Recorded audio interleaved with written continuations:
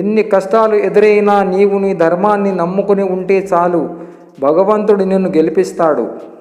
ఏదైనా మనది కాదు అని తెలిసాక ఎంత దూరంలో ఉంటే అంత మంచిది. వెలకట్టలేని బంధమైన విలువైన వస్తువైనా మనది కాని దానిని ఆశపడటం అవివేకం. ఒంటరితనమంటే ఎవరు లేకపోవడము కాదు, అందరూ ఉన్నా కానీ మనల్ని అర్థము చేసుకునే వారు లేకపోవడమే నిజమైన ఒంటరితనం. మంచినీరు లేని సముద్రాన్ని చూసి అందరూ ఇష్టపడతారు, కానీ ఆ నీరు త్రాగడానికి ఎవ్వరు ఇష్టపడరు. అలాగే మనలో మంచితనాన్ని చూసి అందరూ ఇష్టపడతారే తప్ప మన కష్టాన్ని చూసి ఎవ్వరు మన దగ్గరికి రావడానికి ఇష్టపడరు. ఆస్తులు అంతస్తులు కూడబెట్టడం కాదు, మనసులను గెలుచుకోవడం జీవితం. నీ పరిస్థితులు ఎలా ఉన్నా నీ కర్తవ్యం నీ గుర్తు ఉంటే జరగవలసిన పనులు అవే సక్రమంగా జరిగిపోతాయి. కన్న తల్లికి చివరి దశలో అన్నం పెట్టడానికి ఆలోచించే వాడికి తన చివరి దశలో వీధి కుక్కతో పోరాడి దానికి దొరికిన ఆహారాన్ని తినే పరిస్థితి వస్తుంది. అమ్మ అనే పదం ఎలా వచ్చిందో తెలియదు, కానీ ప్రేమ అనే పదం మాత్రం అమ్మ నుంచే వచ్చింది, మరవకండి. కొంతమంది మన హృదయాల్లోనే ఉంటారు, మన జీవితంలో కాదు. నీవు కావాలనుకున్నప్పుడు ఏది రాదు, నీకు రావాలని రాసి పెట్టింది ఏది ఆగదు. రాలేదని కృంగిపోకు, వచ్చిందని పొంగిపోకు.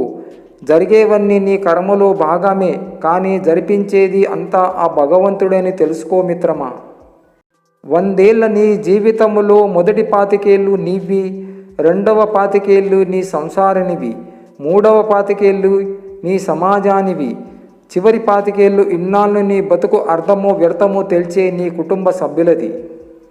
మోసగింపబడ్డ వారికి కాలమే గాయాన్ని మాన్పుతుంది, ఏదో రోజు శాంతిగా ఉండగలుగుతారు.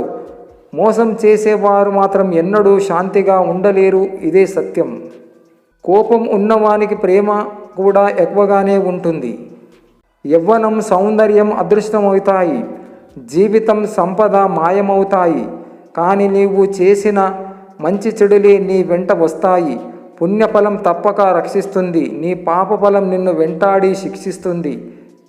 మహానటులు ఎక్కడో ఉండరు, మన స్నేహితుల రూపంలో బంధువుల రూపంలో మన మధ్యనే తిరుగుతుంటారు. వీళ్ళ నటనకు ఎన్ని నంది అవార్డులు ఎన్ని ఆస్కార్లు ఇచ్చినా తక్కువే. వీళ్ళతో జాగ్రత్తగా ఉండాలి. జీవితంలో కొన్నిసార్లు విలువైన గుణపాఠాలు విలువలేని మనుషుల వల్లే నేర్చుకుంటాం.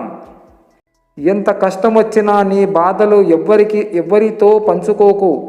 ఈ లోకం ఎంత విచిత్రమైందంటే పంచుకున్న కష్టాల్లో కూడా 10 మంది దగ్గర 10 రకాలుగా తప్పులు తీసే రకం. భగవంతునితో ఉండడం కర్మయోగం, భగవంతునిలో ఉండడం భక్తి యోగం, భగవంతునిగా ఉండడం జ్ఞానయోగం.